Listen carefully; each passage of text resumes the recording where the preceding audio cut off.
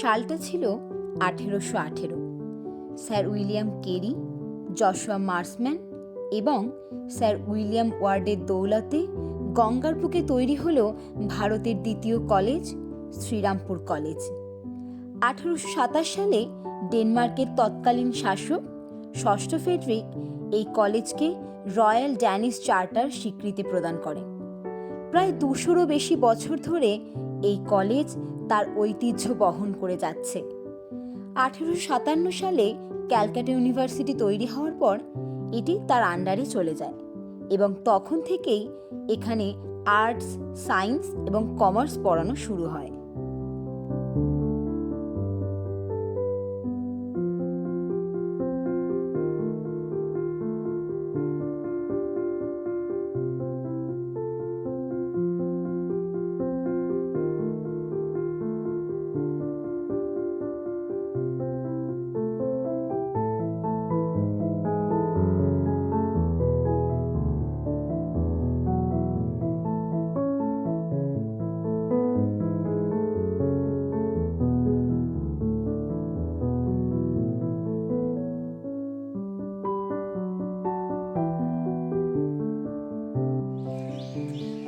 Main ক্যাম্পাসের পাশেই ননীলাল ভট্টাচার্য স্ট্রিটের অপর প্রান্তেই রয়েছে সায়েন্স ব্লক।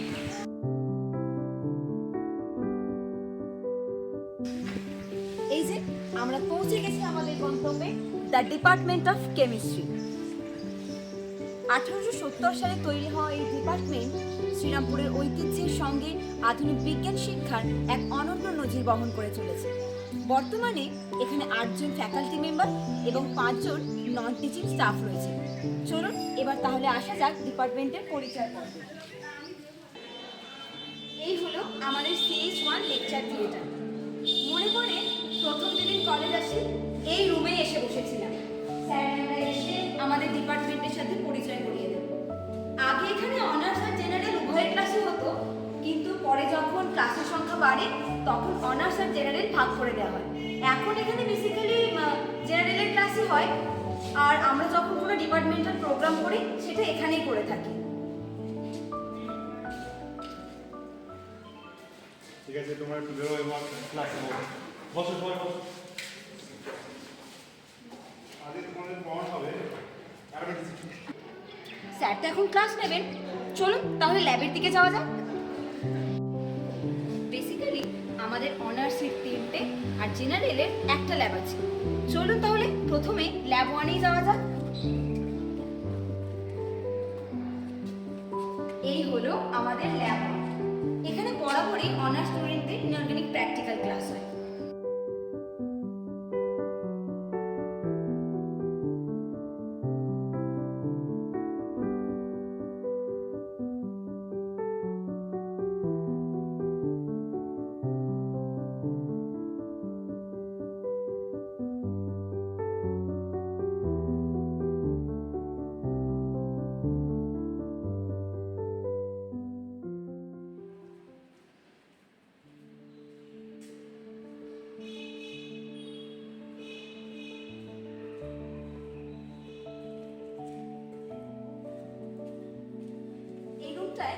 স্যার বসে স্টুডেন্টদের প্র্যাকটিক্যালের যাবতীয় ইনস্ট্রাকশন দেন।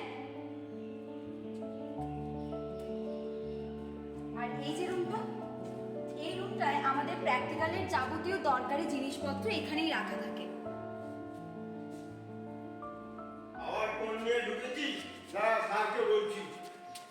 এই হলো অভিরাম। ল্যাবে ফোন দেখলো কি না দেখলো অমনি স্যারকে নালিশ, বাদ দিন। আচ্ছা এখন কোথায় যাই বলুন তো? চল ল্যাব 2-তে যাই, চল।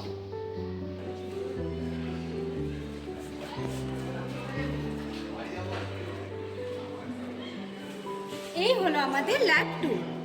নাইট্রোবেনজিনের রং, কার্বনিলের ডিটেকশন, লাইসিনের আরিফ কত ইত্যাদি নানা প্রশ্নের মধ্যে দিয়ে অর্গানিকের জগতে পাড়ি দিই আমরা এই ল্যাবে। এমনকি ক্লোরোফর্মের গন্ধ শুনে যে কেউ অজ্ঞান হয় না সেটাও কিন্তু জানতে পারি আমরা এই ল্যাবে। আগে এখানে অনার্স ও জেনারেল উভয় ক্লাসই হতো, তবে এখন শুধুমাত্র অনার্সের ক্লাসই হয়। ঠিক যেমন এখন সেম 5-এর প্র্যাকটিক্যাল ক্লাস চলছে। আর এখানে রয়েছে আমাদের পিডিজি স্যার, স্টুডেন্টদের কাজ বুঝিয়ে দিচ্ছেন। যাও যাও, সবাই অ্যাপারেটাস নাও, কাজটা তো শুরু হবে। তুই নিচ্ছিস? ইন্দ্রদা কোথায়? আর ইন্দ্রদা এই ল্যাবের ল্যাব অ্যাসিস্ট্যান্ট হলেও ল্যাব ছাড়া ওকে সব জায়গায় পাওয়া যায়, তাই কি আর করবো, নিজেই বার করে নিচ্ছি। এবার আমরা যাব আমাদের ডিপার্টমেন্টাল লাইব্রেরিতে। সিলেবাসের ভারে হাফ ছাড়া দেয়, সিইউ এর চাপে বইয়ের পর বই পড়তে হচ্ছে সেমিস্টার জুড়ে। কিন্তু এত বই কেনা কি সম্ভব? আমাদের এই সমস্যারই সমাধান করেছে আমাদের এই লাইব্রেরি। ওই যে কভারটা দেখছেন, ওটা দিয়েই শুরু হয়েছিল আমাদের লাইব্রেরির সফর। পরে আরো বই নিয়ে আসা হয় এবং এখন আমাদের বইয়ের আসর বেশ জমজমাট।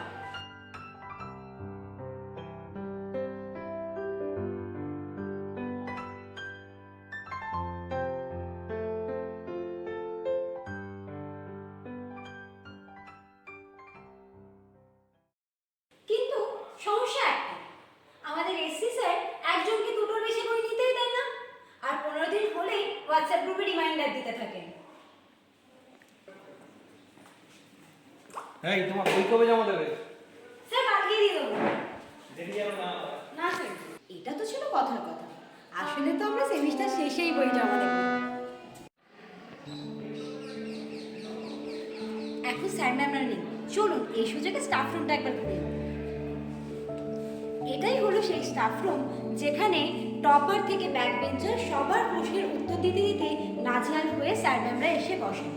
ক্লাসের ফাঁকে জল আনতে আসা, স্যারেদের ফাঁকি দিয়ে চুরি করে বিস্কুট খাওয়া, ডিপার্টমেন্টের সমস্ত মিটিং, পিকনিকের প্ল্যানিং, এমনকি ডিপার্টমেন্টের সমস্ত অ্যাচিভমেন্টেরও সাক্ষী হলো এই রুম।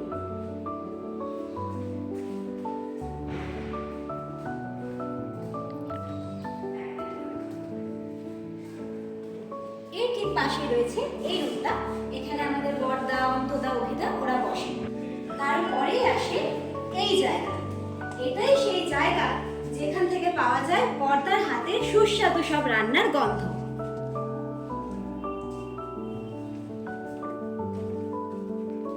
আর এটা হলো আমাদের কেমিস্ট্রি প্র্যাকটিক্যালের খনিজ ভাণ্ডার।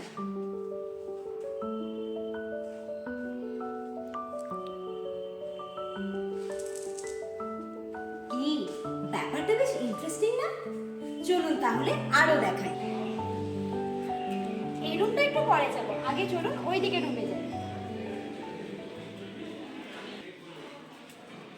আরে ইন্দ্রদা, তুমি এখানে কি করছো? তোমাকে স্যার ল্যাবে ডাকছেন, তাড়াতাড়ি যাও।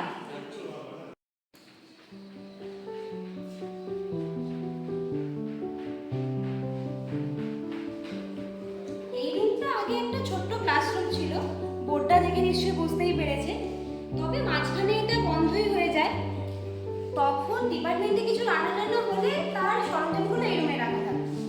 এখন এটাকে বেসিক্যালি কম্পিউটারের কাজের জন্য ইউজ করা হয়।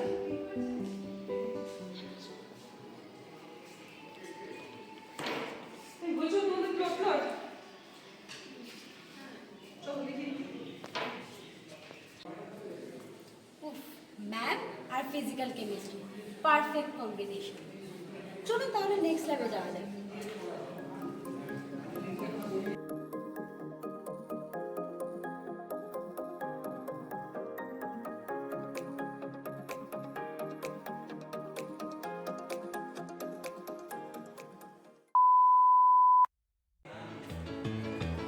বড়দা, আজকে কি রান্না করলে একটু দেবে না? না না, পুরো দেবো না।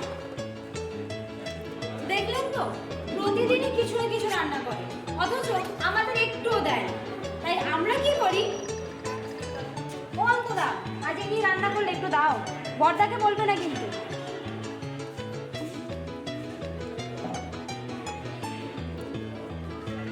এই যে এটা হলো আমাদের অন্তদা।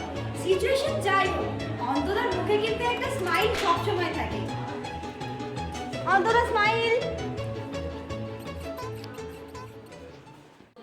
চলুন তাহলে যাওয়া যাক সেই ফেলে আসা রুমটায়।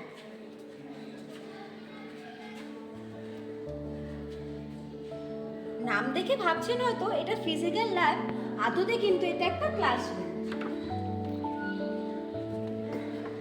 আগে যে জেনারেল ল্যাবটা দেখলেন, ওটার এটা কিন্তু আগে একটা ল্যাব ছিল। পরে যখন স্টুডেন্ট সংখ্যা বাড়ে, মাঝখানে এই দেওয়াল দেওয়ালটা তুলে দিয়ে এটাকে একটা ফিজিক্যাল ল্যাব করে দেওয়া হয়। এখনো ল্যাবের কিছু কিছু চিহ্ন রয়ে গেছে, যেমন এই কাভার্ড, এখানে জলের পাইপলাইন। পরে যখন ফিজিক্যাল ল্যাব উপরে শিফট হয়ে যায় তখন এটাকে একটা ক্লাসরুম করে দেওয়া হয়। এই চ উপরে ডিজাইনের প্র্যাকটিক্যাল হচ্ছে, চ।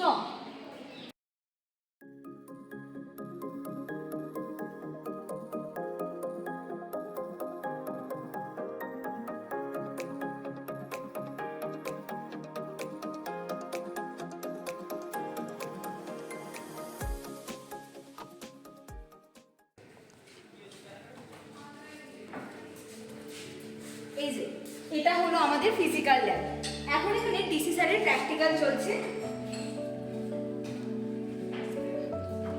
এই রুমটাতে উপরে টিচাররা বসে আর আমাদের যেসব ফিজিক্যাল প্র্যাকটিক্যালের ইলেকট্রিক্যাল ইনস্ট্রুমেন্টগুলো দরকার হয় সেগুলো এই রুমেই রাখা থাকে। এটা উপরের ক্লাসরুম। আগে এই ক্লাসরুমটা ছিল না, আগে এটা ল্যাবই ছিল, পরে দেওয়াল তুলে এটাকে একটা ক্লাসরুম করে দেওয়া হয়।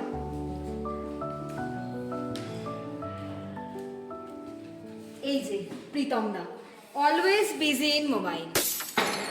কি ভাঙলি রে? আজকেও তোমরা কি ভাঙলে? রোজই তোমাদের ভাঙা ভাঙি, আর কোনো কাজ নেই। এটাই হলো আমাদের শেষ রুম, কম্পিউটার রুম। স্কুল জীবনে 10টা এমএস ওয়ার্ড শিখে আসার পর এটাই হয়তো সেই প্রথম জায়গা যেখানে আমরা এক্সেল শিটে কাজ করি। ফিজিক্যালের ড্রাফট প্লট, টেবিল তৈরি, এই সব কিছুর মধ্যে দিয়ে চলে আমাদের কেমিস্ট্রির সফর। আমাদের লাইফটাও এরকম একটা এক্সেল শিটের মতো, যেখানে আমরা আমাদের দৈনন্দিন জীবনের একটা টেবিল তৈরি করি। সকালে ঘুম থেকে ওঠা, কাজের সূত্রে বেরিয়ে যাওয়া, কাজ ছেড়ে বাড়ি ফেরা, আবার পরের দিনের প্রস্তুতি। কিন্তু এত ব্যস্ততার মাঝেও আমাদের মনে পড়ে সেই স্কুল কলেজে ফেলে আসা আনন্দের মুহূর্তগুলো। এই মুহূর্তগুলোকেই আবার জাগিয়ে তোলার জন্যই আমাদের এই পুনর্মিলনী উৎসব। আশা করি আপনারা আবার মিলিত হবেন আপনাদের সেই পুরনো বন্ধুদের সাথে, ভাগ করে নেবেন আপনাদের মনের কথা, আর তৈরি হবে আরও নতুন নতুন